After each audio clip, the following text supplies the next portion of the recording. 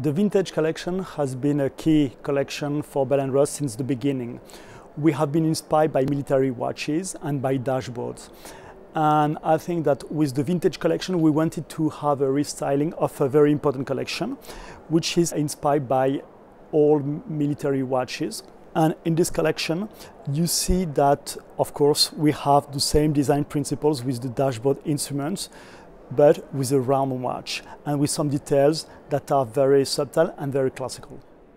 Is the movement similar to the one of 1940? I hope much more reliable. Even if I love vintage watches, today we have some techniques. We have a technology in the 21st century that allows us to have much more reliability. And this is why we have been using some modern movements. I think with a classical watch, what is very important is every detail, because this makes the beauty and the subtlety of a watch, and especially in vintage watches.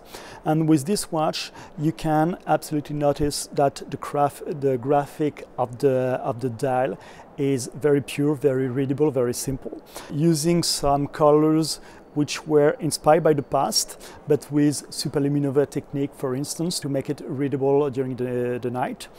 And with also the PVD treatment, but also the anti-glare of the crystal. In the old days, the watches, vintage watches, were using acrylic crystal, which has this curve, very beautiful, but that you could scratch. Today, it is possible to make such a sapphire crystal that is absolutely curved like the old vintage, but with the reliability of the 21st century.